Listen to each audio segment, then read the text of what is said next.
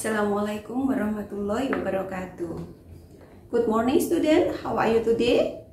Hopefully always healthy. I'm fine too, thank you. Pelajaran hari ini adalah tentang tema yaitu muatan IPA KD 3.1 menjelaskan alat gerak dan fungsinya pada hewan dan manusia serta cara memelihara kesehatan alat gerak manusia. Baiklah anak-anak, sebelumnya kalian siapkan halaman 77 sampai 80, 82, 117 sampai 121, 124 sampai 129.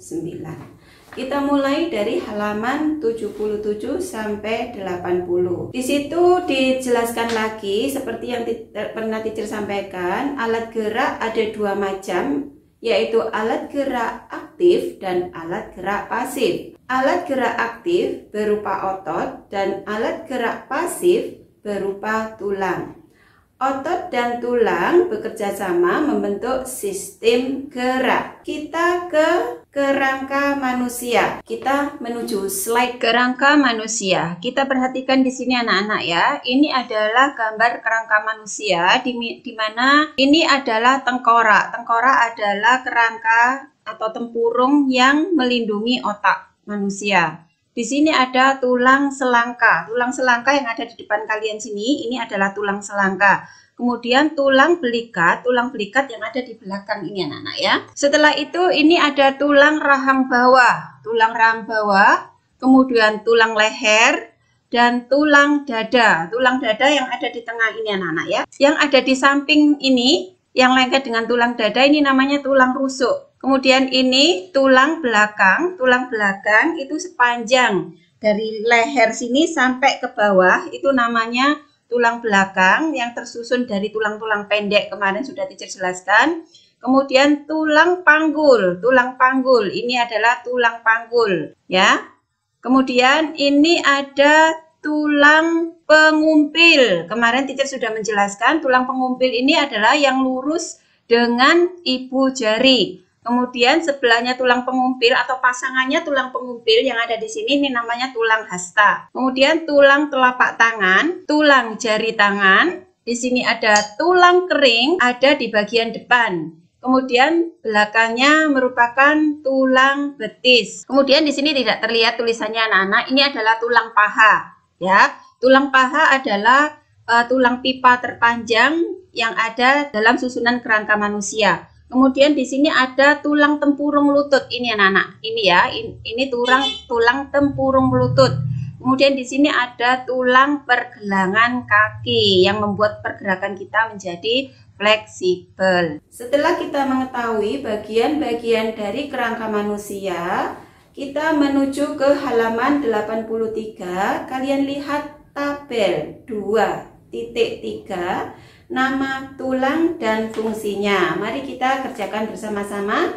Perhatikan teacher dan kalian boleh melengkapi di buku kalian. Yang pertama tulang hasta. Fungsinya mendukung aktivitas tangan secara keseluruhan dan bersama-sama tulang pengumpil membantu rotasi tangan. Seperti ini rotasi tangan. Kemudian tulang lengan atas. Fungsinya menjadi tempat melekatnya 13 otot dan ligamen yang menggerakkan tangan dan sikut. Tulang pengumpil. Fungsinya untuk mengatur pergerakan tangan bagian bawah dan sebagai penyusun kerangka lengan bawah. Tulang pergelangan tangan fungsinya membantu pergerakan pergelangan tangan. Kedua, membantu pergerakan jari-jari tangan. Kemudian tulang telapak tangan.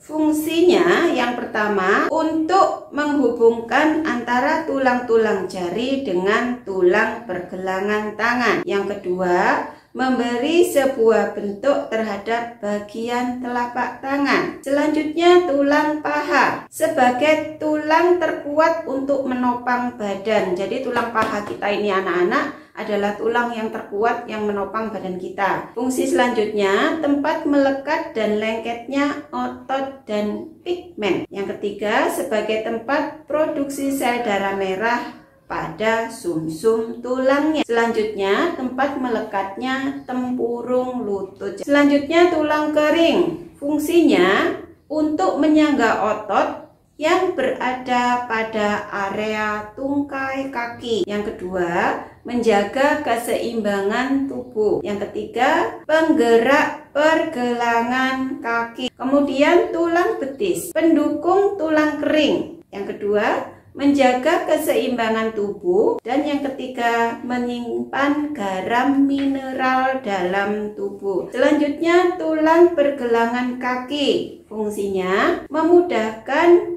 manusia agar melangkah serta berjalan dengan cara yang nyaman serta seefisien mungkin. Kenapa? Karena tulang pergelangan kaki kita kan bisa tidak kaku ya. Yang kedua, sebagai penghubung antara tulang tungkai dengan tulang telapak kaki. Kemudian tulang telapak kaki fungsinya mendukung pergerakan dan keseimbangan manusia, juga memastikan kita bisa berlari, melompat maupun berdiri ya.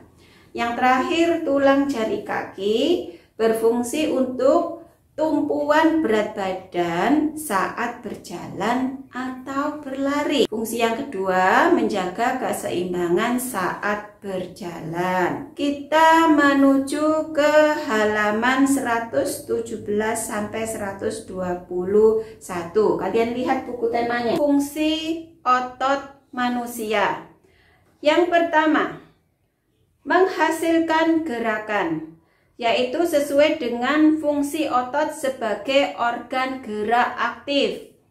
Sedangkan gerakan yang dihasilkan yaitu ada dua macam. Gerakan yang disengaja, contohnya berjalan, berlari, menendang, memegang, mengangkat.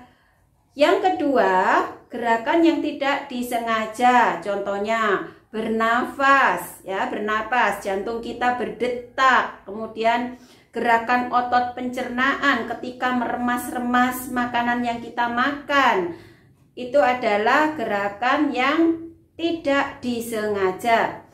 Sedangkan fungsi otot yang kedua adalah mendukung tubuh. Contohnya saat duduk dan berdiri. Seperti ini ya, teacher berdiri. Otot-otot akan melakukan penyesuaian gerakan dengan memperkuat sendi dengan menopang tulang. Yang ketiga, fungsi yang ketiga, mempertahankan postur tubuh. Contoh, saat berdiri mempertahankan sikap tegak, dalam hal ini membantu menjaga keseimbangan tubuh. Yang keempat, menjaga suhu tubuh. Sistem otot dapat merespon jika tubuh mengalami penurunan dan peningkatan suhu tubuh. Contoh, saat kita kedinginan akan menggigil. Nah, menggigil adalah respon tidak sengaja yang terjadi karena otot berkontraksi secara cepat untuk menghasilkan panas. Nah, saat menggigil ini ya, otot yang menggigil tersebut menuntut peningkatan darah yang mengandung oksigen untuk meningkatkan suhu tubuh. Sehingga kenapa manusia kalau dingin itu sampai menggigil? Ya itu tadi alasannya ya. Jadi untuk meningkatkan suhu tubuh pada akhirnya.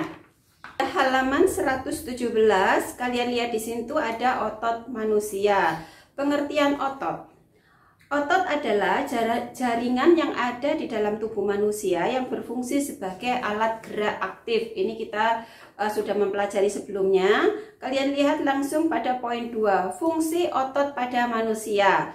Di situ yang pertama, menjalankan dan melaksanakan kerja, misalnya berjalan, mengangkat, dan memegang. Seperti yang sudah dijelaskan, kita bisa bergerak itu bukan semata-mata karena kita punya tulang tetapi juga punya otot, karena otot dan tulang itu bersama-sama membentuk sebuah sistem gerak.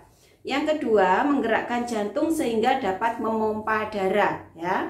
Yang ketiga, mengalirkan darah ke seluruh tubuh. Di dalam darah terdapat zat-zat antara lain nutrisi dan oksigen. Kemudian yang pada poin 3, karakteristik otot manusia. Yang pertama adalah kontrabilitas, yaitu kemampuan otot dalam berkontraksi atau memendek. Kontraksi memendek. Kemudian ekstensibilitas, yaitu kemampuan otot dalam berelaksasi atau memanjang, mengendur ya anak-anak ya.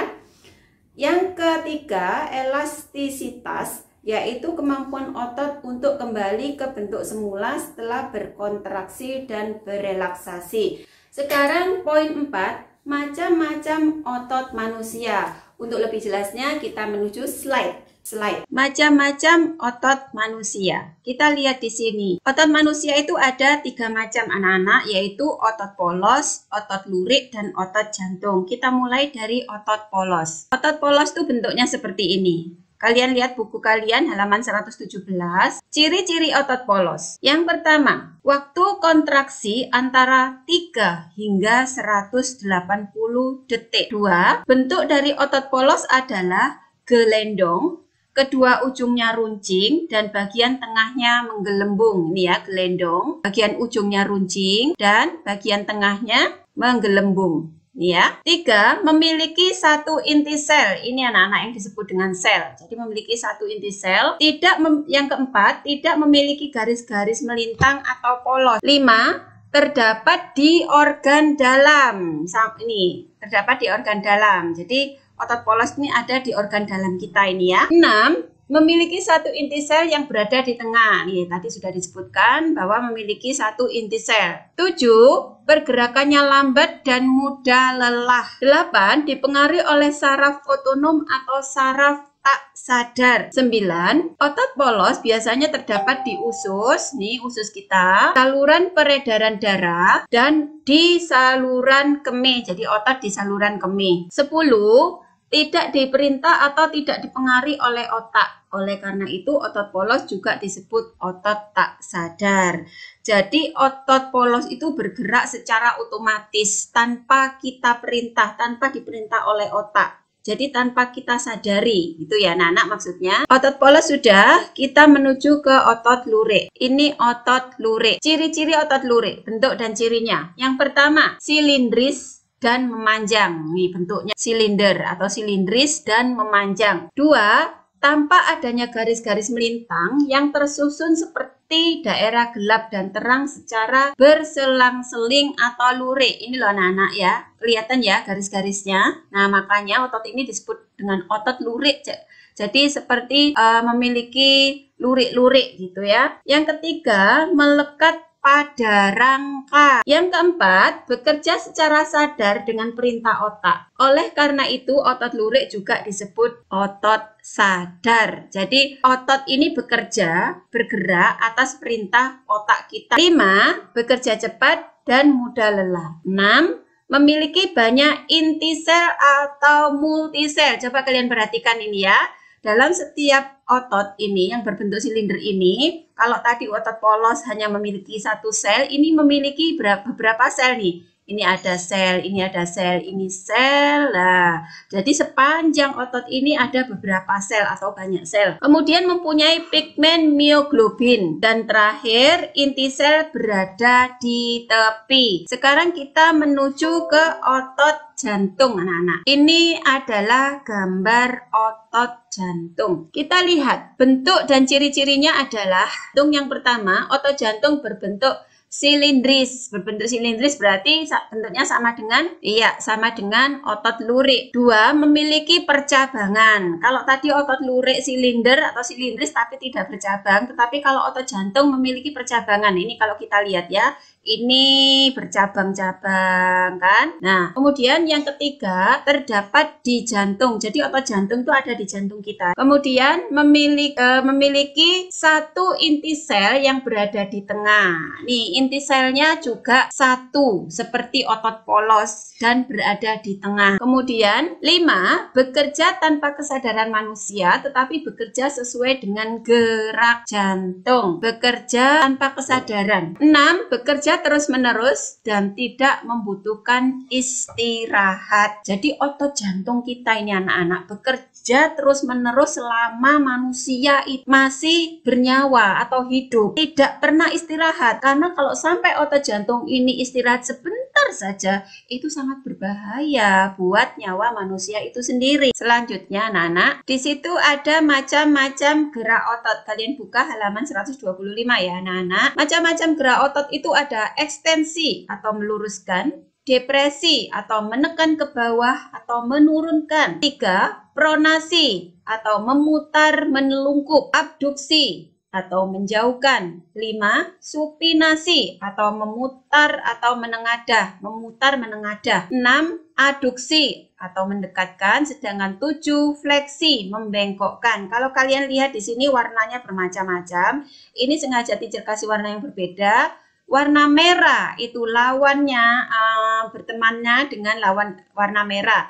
Ekstensi meluruskan, fleksi membengkokkan. Sedangkan ini warna biru pronasi memutar menelungkup, sedangkan yang supinasi memutar menengadah. Terus abduksi menjauhkan, adduksi mendekatkan. Kalau yang nomor 2 ini depresi, dia sendirian ya, menekan ke bawah atau menurunkan. Sebenarnya masih ada pasangannya, cuman di sini yang dibahas hanya 7, jadi teacher akan membahas 7 ini. Coba kita lihat seperti apa gerakan ekstensi atau meluruskan itu. Kita lihat halaman selanjutnya. Nah, ekstensi atau meluruskan. Contoh, meluruskan lutut, siku, dan ruas jari. Ini kalau kalian lihat ya.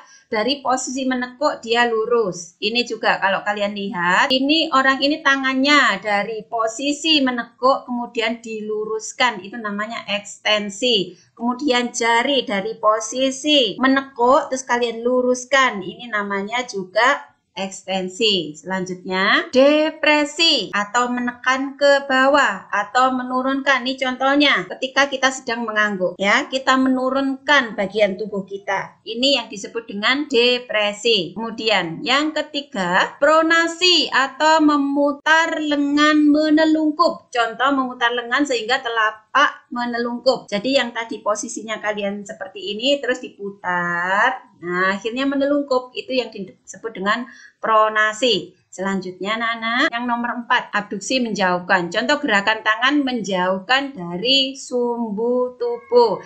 Yang awalnya dekat tubuh digerakkan keluar atau menjauh dari sumbu tubuh. Ini ya. Kemudian supinasi, memutar lengan menengadah. Aduksi, ini aduksi anak-anak, mendekatkan. Contoh menggerakkan tangan mendekat pada sumbu tubuh. Jadi yang awalnya ada di sini tangannya, ini lihat anak panahnya, didekatkan ke sumbu tubuh. Dan yang terakhir, fleksi, membengkokkan. Contoh gerakan membengkokkan ruas jari, siku, dan lutut. Nih coba kalian lihat pada lutut yang awalnya lurus terus dibengkokkan. Demikian pelajaran IPA kali ini. Tugas kalian hanya melengkapi tabel 2.3 dan tidak dikumpulkan untuk kalian belajar sendiri. Terima kasih untuk hari ini and see you later. Wassalamualaikum warahmatullahi wabarakatuh.